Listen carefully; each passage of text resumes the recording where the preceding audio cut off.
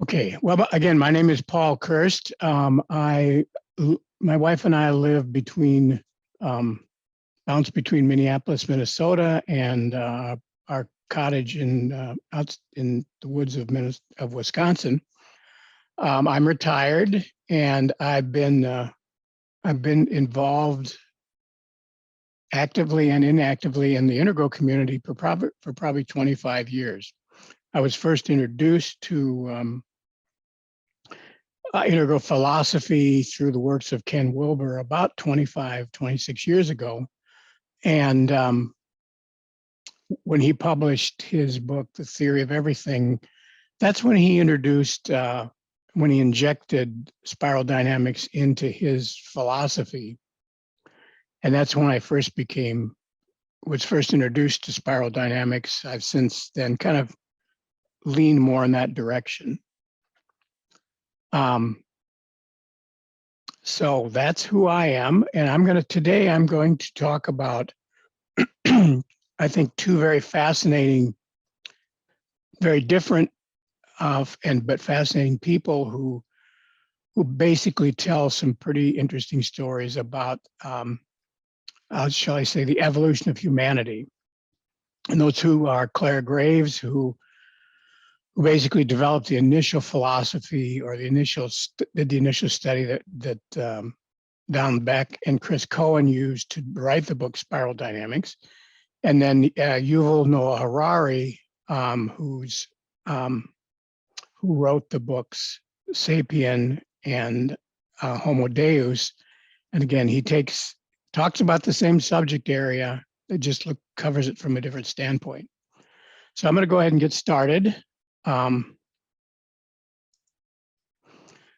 Again, like I said earlier, I'm going to talk about Clare Graves and Yuval Noah Harari, and in a sense, they're two intertwining, different yet similar perspectives on humankind. And most of this material comes out of three books: Spiral Dynamics, which was not directly written by Clare Graves, but he is responsible for the research that is at the foundation of the book that Don Beck and Chris Cohen ultimately wrote. And then Yuval Harari's first two books, Sapiens and Homo Deus. So kind of each man starts out to answer two very different questions. Those two questions were kind of the basis of the work that they ultimately did. And the first one was Clare Graves, and his question was what will be the nature and character of conceptions of psychological health of biologically mature human beings who are intelligent but relatively unsophisticated in psychological knowledge in general, and in personality theory in particular. That's one hell of a mouthful, and it's amazing what came out of that basic question. The core of the question was a question that he was repeatedly asked by his students. He was teaching, I believe it was I don't want to say Brown University, but that's probably not right. He was teaching basic psychology or a psychology class in the university, and he would present the various human development models in that class. And his students would repeatedly come up to him and say, Dr. Graves, which is the right one? Because each one was similar yet different. And out of that question came this question, and out of that came his theory, out of that came spiral dynamics. And Yuval Harari started from a different standpoint, but again, headed in the same direction. And his core question was, he made the premise that 100,000 years ago, there were at least 6 human species that inhabited the earth at one time, simultaneously inhabiting the earth. Yet today there's just one, Homo sapiens. And he asked the question, how did our species succeed in the battle of dominance? And so out of those, two different visions were developed. Clare developed a vision that resulted in spiral dynamics, which talks about, and this is a picture of that, this unfolding of a spiral of developments in stages of evolving and unfolding worldviews. And Harari kind of took more of I don't want to say it's purely linear, but of tracing the human development through its various major stages, from hunter-gatherers and animism, then the agricultural revolution, eventually the scientific revolution, and then in what he calls Homo Deus, or a new religion of technoism. So again, Clare Graves really envisions humanity advancing through a series of internal changes in worldviews and values. And again, this is just a graphic of, his march from very, very early archaic up through tribal, through a warrior period, the traditional period, the modern period, the postmodern, which postmodern is now kind of the leading edge, and then his unfolding of the second tier of integral, and then eventually his mystical. And again, Horari describes how humanity advances to become the dominant species on Earth by first making what he called a giant leap in cognition, which allowed humans to develop culture.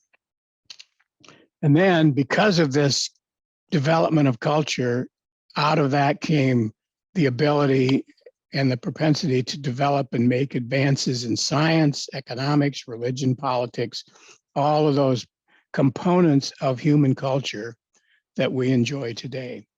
So in a sense, both Harari talks mostly kind of kicks it off with this cognitive revolution, and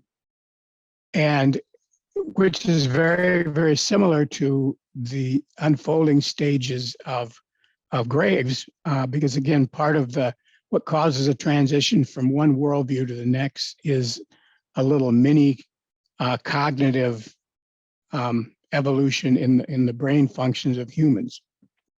So they both kind of identify a driving force that's similar.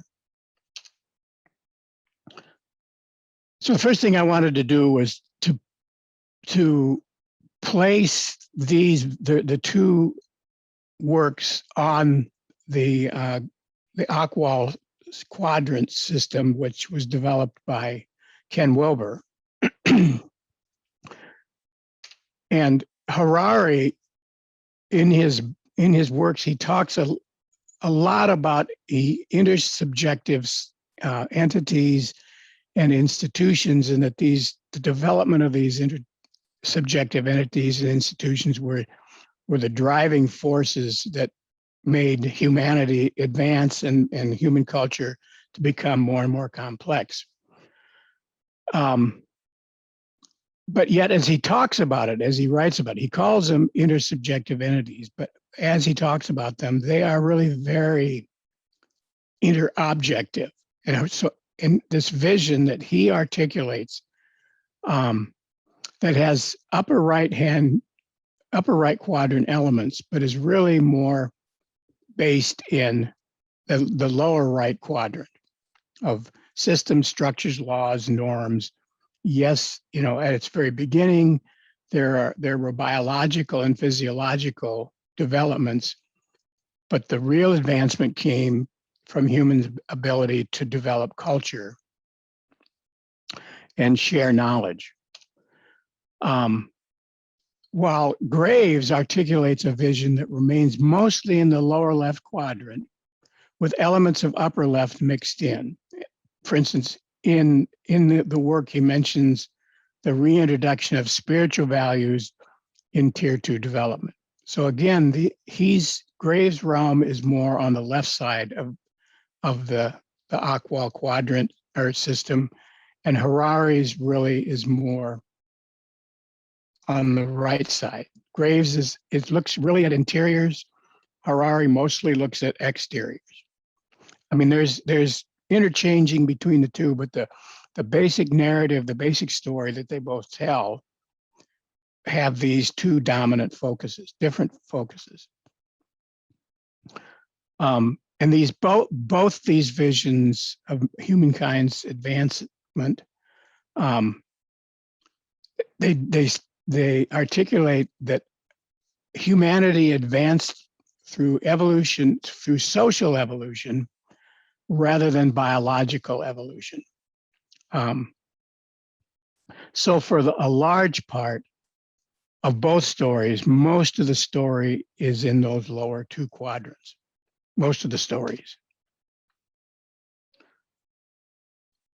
Basically, most of the two perspectives that they paint start at about the same time. In the spiral dynamic beige archaic age, which started about 100,000 years ago, was very automatic, autistic, reflexive, very little awareness of self as a distinct being, and that, like other animals, pretty much lived off the land. So the difference between these early hominids or in particular, specifically early Homo sapien, not a whole lot of distinction between them and the other species that they inhabited the earth with. And again, sapiens starts out the same way. First dates are different. He said first Homo sapiens appear about 200,000 years ago. They were physically very much like us. So the biological evolution had kind of not totally stopped, but in the last 200,000 years, we have not evolved much biologically.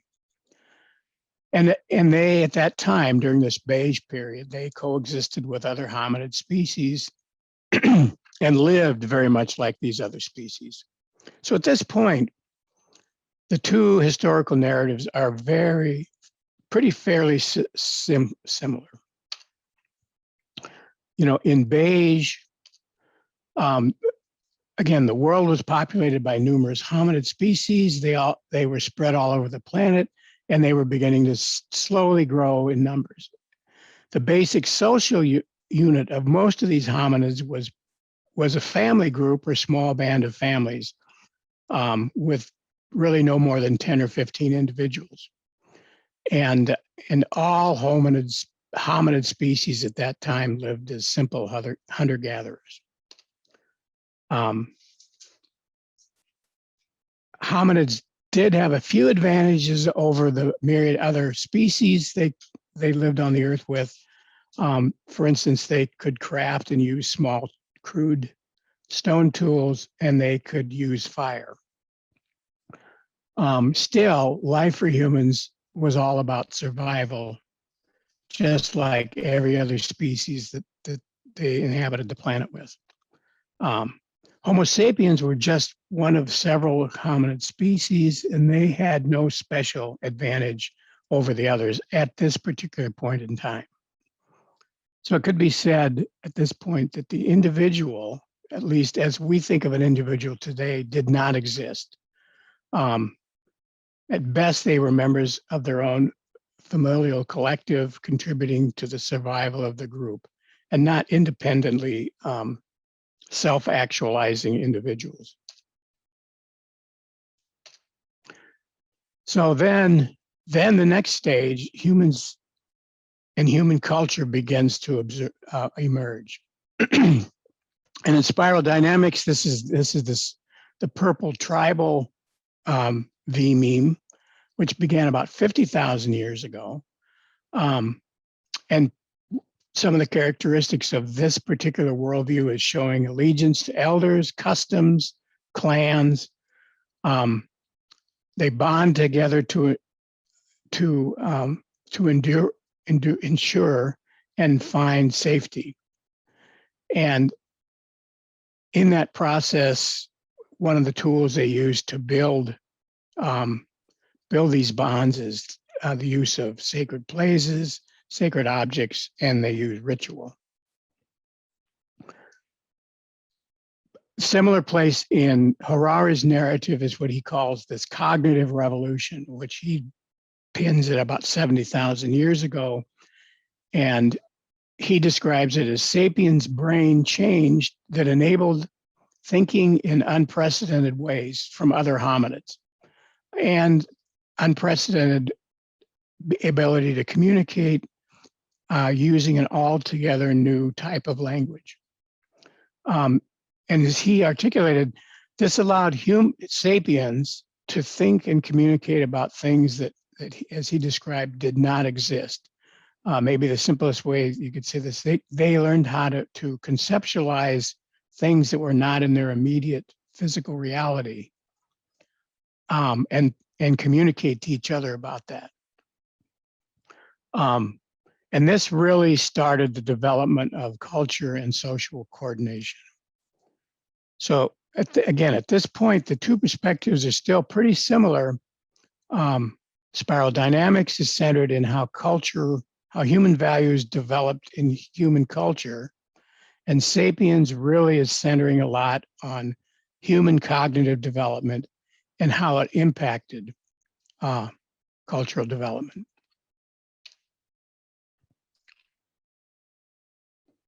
So again, the main story of Purple is how by bonding together, by forming these tighter and more complex social groupings, that enhanced the ability of humanity, of Homo sapiens, to survive.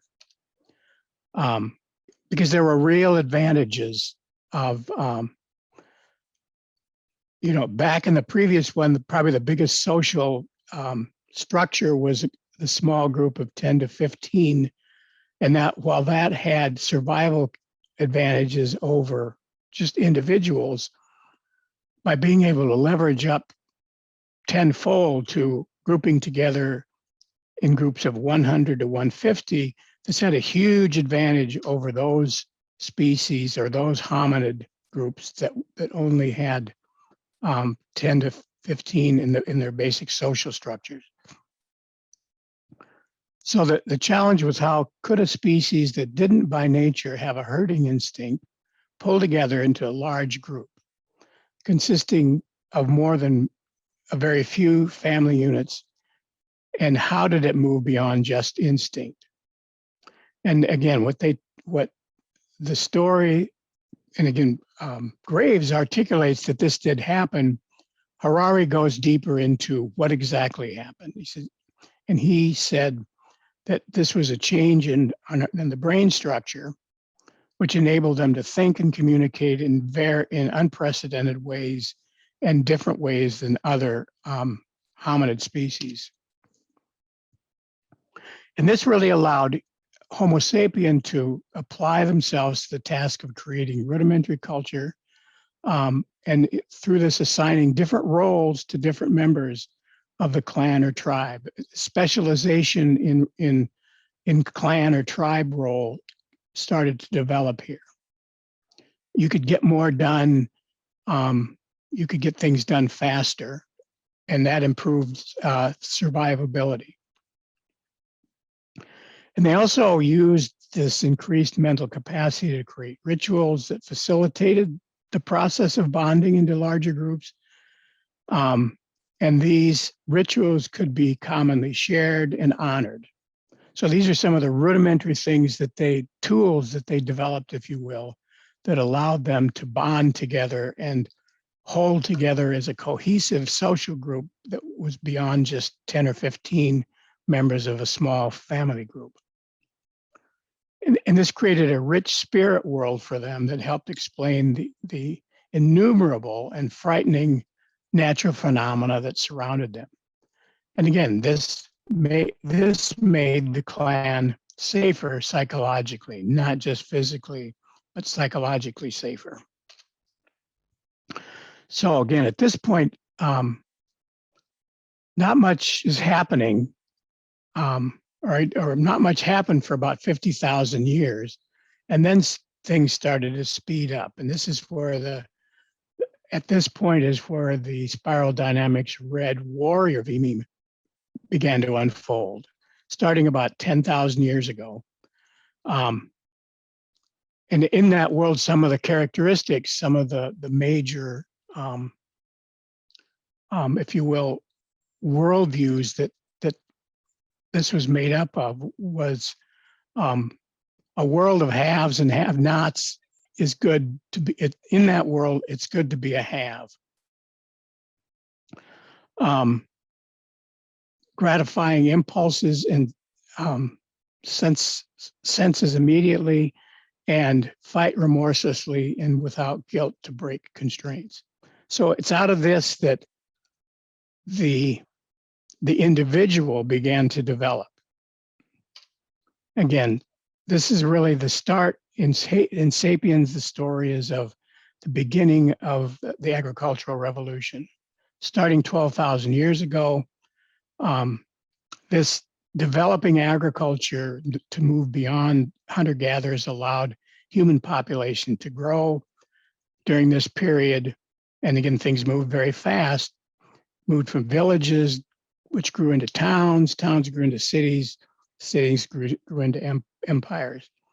And so as the social structures became, as there were more and more people that you were able to feed and protect, you needed more and more complex social organizations. And these two things were going on simultaneously. As human advancement takes place, the two perspectives begin to diverge. The internal focus creates a different narrative from the external focus. And that's really the big differences, continues on as the big difference between Graves and Harari. Historically speaking, red begins at the end of the Ice Age. And this brings on new challenges and opportunities for humankind. There we go. So the last Ice Age came to an end around 12,000 years ago. With the end of the Ice Age, most of the large mammals also went extinct, which dramatically changed the life of the hunter-gatherer groups all over the world. These large mammals had provided a significant portion of hominid diets were now gone. And with the end of the Ice Age, the global climate also began to become quite mild. And this really opened the opportunity for the development of agriculture. So again, very early agricultural practices and methods began to be developed, growing crops, raising small animals. And this really allowed more people to be fed and clothed by fewer and fewer people. You didn't need everybody in the tribe to participate in the production of food in these larger communities. You could specialize. And this gave rise to the opportunity for a ruling elite of bureaucratic structure to develop. You needed more bureaucratic structure to keep these larger sized social groups organized, and they were sustained by the ever increasing efficient agricultural techniques. But at the same time, this also awakened the first impulses towards organization, and then eventually towards dominance within organizations. Improving survivability stimulated population growth. Homo sapiens spread out further and further. The tribes started bumping into each other, encroaching on others' hunting grounds, different customs, different sacred rituals that conflicted with yours. And so this just increased more and more tension. And not all tribes reacted peacefully to that encroachment. So fighting between the tribes began to increase in frequency. And so again, for survivability, you needed more and more social structures and more complex cultural structures. The rigidity of the purple social structures constrained the ability to meet the demands of the time. This need for more structure in order to meet these encroaching dangers kind of outstripped the ability of the small, cohesive social unit to deal with them. You needed individuals to become stronger leaders, set visions, etc., and organize for other activities. And so the threats from hostile neighbors spurred the development of bigger, more complex social systems to allow people and more people to bond together for safety and security. And then humans ruled by powerful sovereigns began to practice the art of war. So as the social structures grew, the power and abilities of these larger and larger social units began to create the problems. So now again, the world was becoming increasingly more unstable and unsafe for the common person to survive and to live a good life in. So it was now time for a mid-course change. Again, in spiral dynamics term, this was the unfolding of the blue V meme, or traditional, which began about 5,000 years ago. The sacrificing, and part of what were the major components of that was sacrificing self to the way for deferred rewards, and bringing order and stability to all things, and that a divine plan assigned people to their particular places in that social structure. And in Sapiens, Harari talked about a mid-agricultural revolution, again, beginning 4,000 to 5,000 years ago. And during this time is when writing, money, laws, religion, politics, the whole plethora of tools were developed. And religion and laws were developed for control, and politics and money was developed for the exercise of power. So you really have a unfolding story of kings, popes, and peasants. And again, now the spiral dynamics and Sapiens stories really continue to diverge even more and more, at least the narratives of them.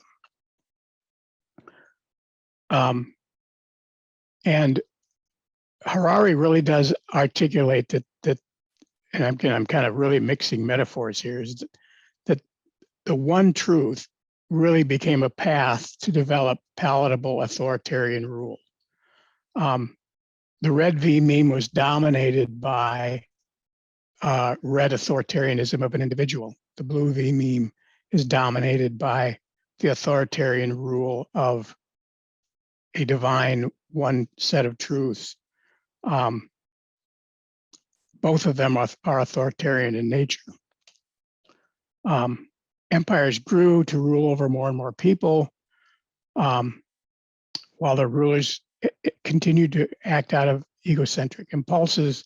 Rivalries between the empires became more tumultuous and dangerous for those being ruled. So you needed these individual egos to be quelled by a higher authority, quote unquote, than any of the rulers of their lesser gods.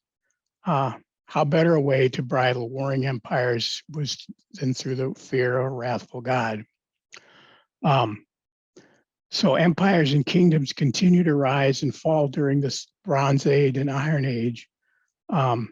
But the overarching rules, structures, and order brought to bear by the institutes of higher authority provided meaning and security to both rulers and those they ruled, especially those who were ruled over. Um, the center and main purpose of this blue V meme was to create order and stability and morality, to provide common humanity. And this did provide for a 5,000 year period of relative calm. I'm sure if you, and I emphasize the word relative, it wasn't necessarily a peaceful period, but it was relatively calm. And in exchange for this order and stability, the individual had to accept without question his or her place in divine order of things. If you were born a king, you remained a king. If you were born a peasant, you remained one. And escape from these bonds of your station in life came only in an afterlife.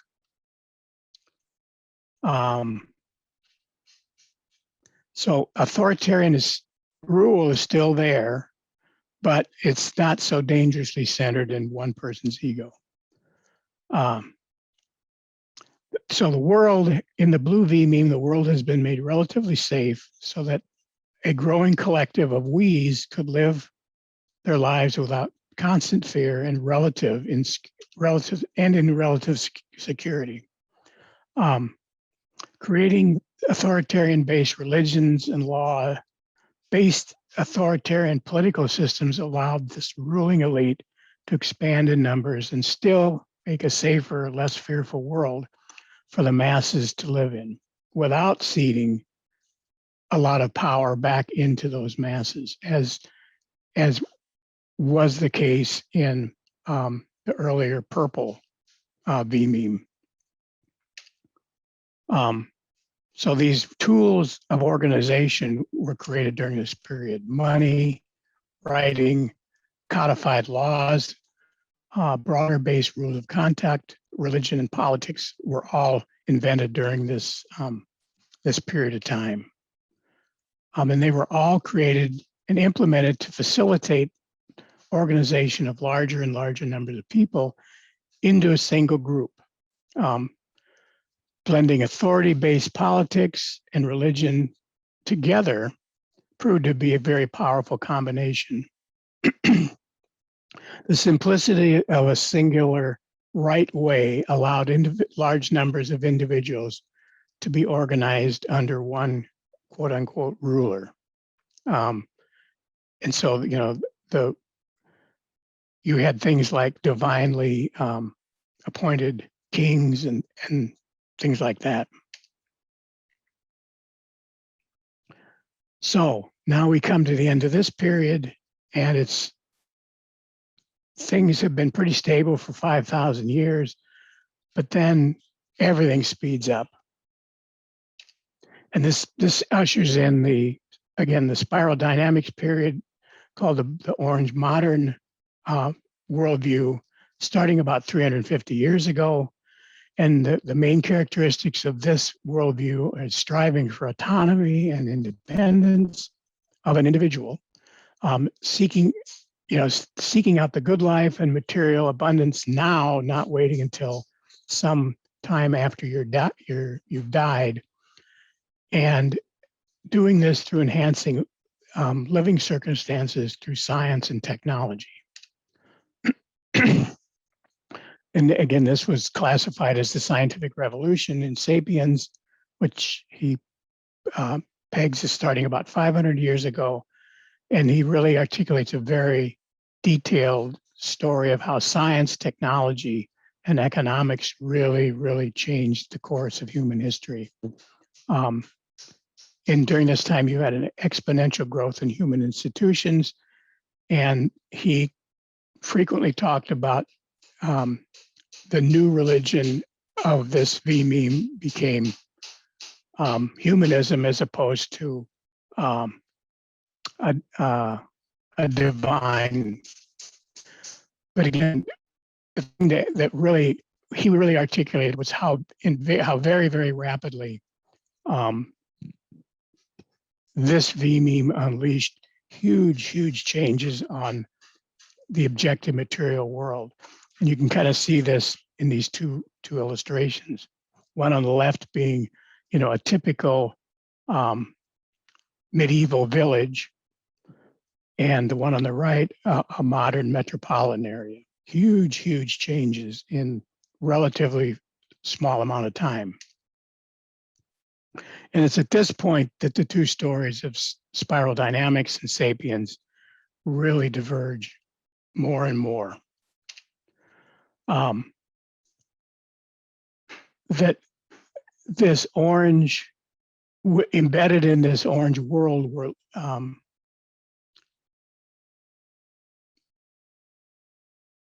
was a reality that started to play itself out at the end of the medieval period. And really, it was the catalyst, it was the life conditions that really unleashed this need for more innovation. So, you know, what you got essentially is 5,000 years of this blue we-us stability. And this being had become very rigid, stale, and stagnant to the point of freezing humanity in place. And at this point in time, then, as I say, enter the Black Plague. The plague, so the social, economic, political, and religious foundations that were so carefully laid down over those 5,000 years were shaken to their core. The plague cut a wide swath through all the layers and classes in society. It killed without regard to an individual's station in life, and it literally laid waste to all sectors of society. And this really brought about the need for individual-based innovation in every area and aspect of human life. This became an existential issue for humanity. In a sense, a genie was released from the bottle. So innovations across all sectors of human society were developed and implemented, ultimately on a global basis. Politics, in the areas of politics, religion, science, etc. And so the stories have really diverged. And the biggest impression I got was that, you know, today we're the beneficiaries of all that human innovation. And it's really hard for us to fully appreciate how much it all changed the world. And these changes to the objective reality just kind of boggles the minds and the senses. There's a 3-book series written by the historian Browdell who talks about the whole thing is about that era just prior to the Industrial Revolution. And he had this statement in there that just kind of blew me away when I read it. And in that he said 90% of what exists in a person's reality today did not even exist in the era prior to the Industrial Revolution. You know, and this really has allowed us from, you know, growing from a simple medieval market day to, you know, multi-storied, huge shopping malls. And this is all the unleashing of the effects of science, technology, economics, et cetera, on the material world. Which really meant that in less than 500 years, Homo sapiens went from being under the dominion of the divine to actually holding dominance over the entire planet. We went from divinely anointed authoritarian monarchies to collectively based governing and decision-making institutions. We went from divinely prescribed rules to live one's life by to predetermined roles to play in life, to humanistic-based guidelines that help the individual determine their own unique paths in life. We went from purely intuition-based disciplines like alchemy to evidence-based disciplines like biochemistry. We went from power-generating technology of a windmill or of a water mill to power-generating technology of solar power plants.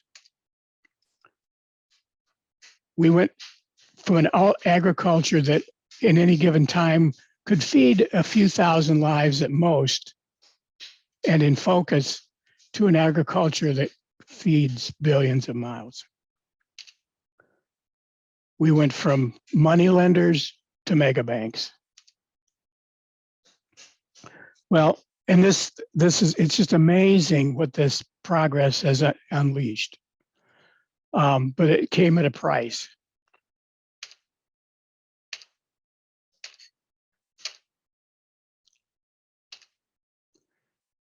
So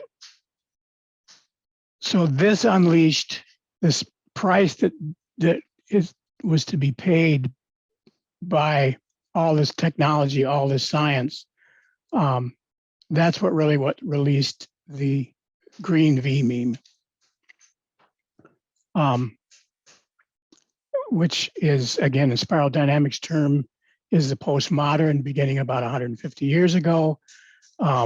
The center of which is exploring inner being of the self and others, promoting a sense of community and unity, share society's resources among all, reach decisions through consensus, and refresh spirituality and bring harmony. So really what was envisioned in the green V meme was a very communal, we, us oriented world that really focused on the relationships between humans. At this point, this is where Sapiens moved into the book Homo Deus. And again, what is articulated by Harari is, he really talks about this as the beginning of the end of Homo sapiens as a species.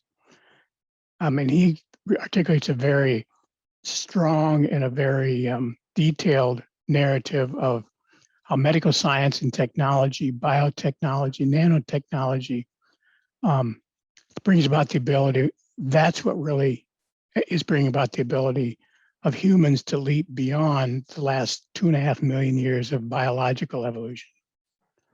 And that's what he kind of, okay.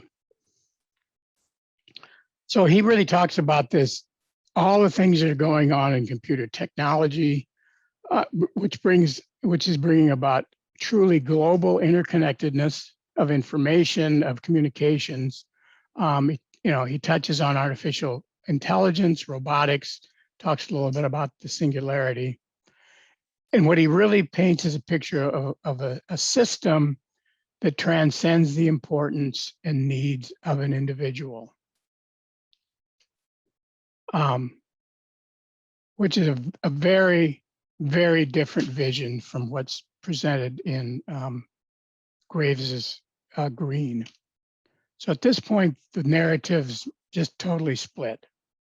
Homo Deus does not follow the same track as the rest of the spiral.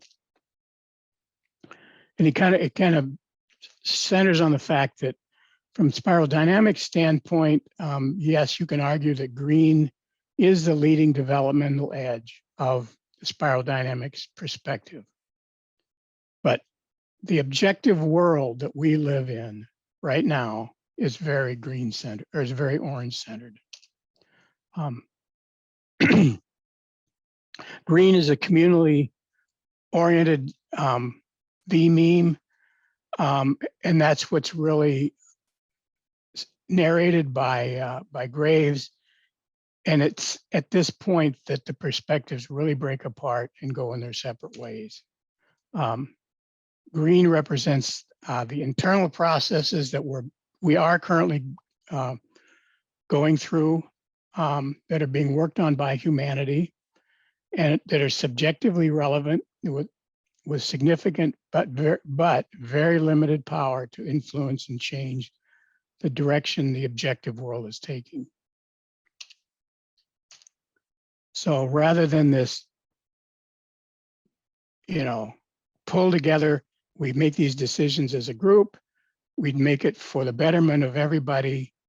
What we actually have is very much more of a have and have not world. And Harari's narrative really, because it stays focused in this subjective world, he basically paints the story of how it just gets more and how it, in a sense, becomes more and more intense, and what happens in that growing intensity.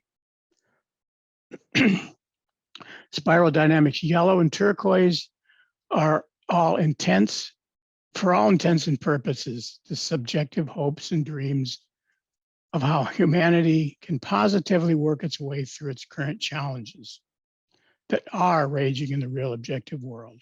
And that's what the next two, that's what the tier 2V memes are all about, is rising to the challenge of the increasingly difficult life conditions and meeting those challenges and evolving more.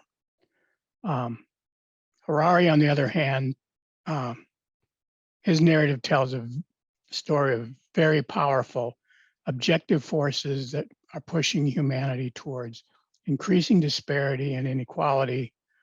And he kind of assumes somewhat that humanity does not work through its current challenges. It just doubles down on its familiar tools of science and, and technology. So again, the second tier, the yellow I, me, which is the beginning of an integral way of thinking and acting, and then the turquoise, in which Graves said started about 50 years ago and will move on into the future. And the turquoise, which he said first started to show up 30 years ago. And this is the corresponding we, us to the yellow I, me. Again, these are relatively positive, well, not relative, they are very positive views of how man's evolving worldview will ultimately rise to the occasion of the problems that humanity is facing. And Homo Deus does not take that same view. Again, mostly I think because it's focused in the objective material world and what's going on in that. He really prognosticates humanity separates into two he calls them technocastes. And that he really talks about science converging on an all-encompassing dogma, which says that organisms are algorithms and life is data processing. He's really talks about the decoupling of intelligence from consciousness. And non-conscious but highly intelligent algorithms may soon know us better than we know ourselves and outperform humans in all things humans do. And increasingly in this world, individuals have nothing to do with productive activities. So in other words, they can produce, they cannot contribute anything to the material well-being of humanity. And at this point, he talks about humanity separating between techno-enhanced human elites to non-productive, useless masses. Two incredibly different and radically incredibly different visions of humanity have now emerged between spiral dynamics and Homo Deus. Now, interestingly enough, at the very end of the book, Harari makes some, well, excuse me, I guess I'm getting ahead of myself. In Spiral Dynamics on page 290, Beck and Cohen made the following pronouncement about the roles of yellow and turquoise stages of development. And these are literal words that I pulled out of the book. It says, in terms of spiral dynamics, the yellow system gets its hands dirty dealing with the chaos. The turquoise collective system steps back and creates the next form of order.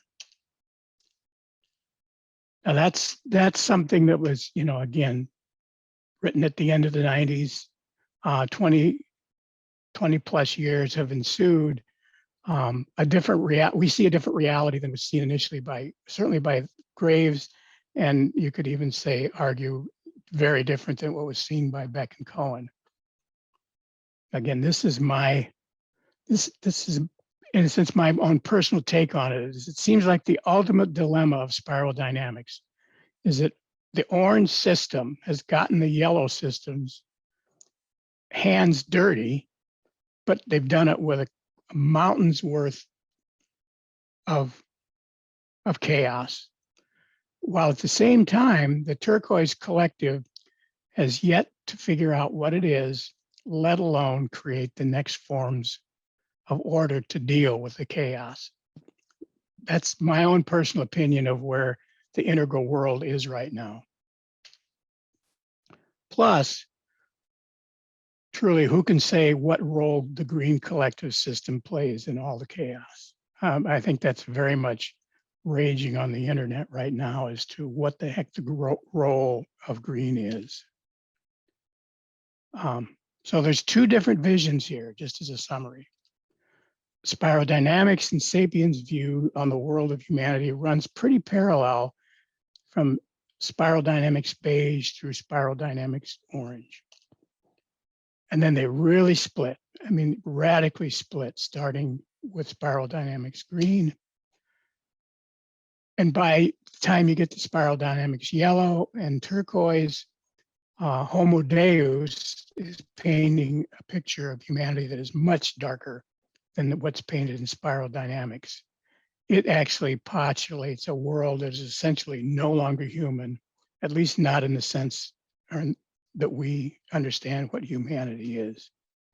So really the question becomes one of which vision is more realistic. And I guess what I'm questioning and what I would ultimately throw out is maybe both visions contain strong elements of the truth. Again, Harari paints a rather dark vision of most of humanity being turned into useless masses by objective future technological and economic advances. Could it be that future technological advances not, after all, create these useless masses? May these technologies and these economic advances be turned in a different direction than what direction Harari talks about? Would it be unrealistic to imagine that the positive potentials expressed in subjective spiral dynamics human values will objectively change human systems to moderate the negative impacts of objective science and technology, which is obviously imposing incredible stresses on the planet? So really the question becomes, how can the integral vision seen coming from spiral dynamics yellow and turquoise somehow tame the current spiral dynamics orange reality and still bring about a more human-friendly world? Now, interestingly enough, and I'm going to end this presentation, is Harari himself says nothing is fixed in stone. Quoting Harari, we study history not to know the future, but to widen our horizons to understand that our present situation is neither natural nor inevitable, that we consequently have many possibilities before us than we imagine. Which gets back to kind of what how I view things is that all realities in the objective world begin with some subjective dreams that are first conceived in the minds of individuals that are then ultimately embraced or can ultimately become embraced in the hearts and minds of quote unquote the masses. And finally, those visions manifest by the power of the hopes and desires of those masses. So that brings my presentation to a conclusion. And I guess the final question as we go into the breakout rooms that I would have people at least consider is, what are your thoughts as a group, as individuals? What are your thoughts on the roles that people centered in green and yellow can actually play, and what can they actually do in order to prepare the communal foundation for a turquoise world, and thus avert what I consider to be a very dark vision depicted by Homo Deus as coming about in objective reality.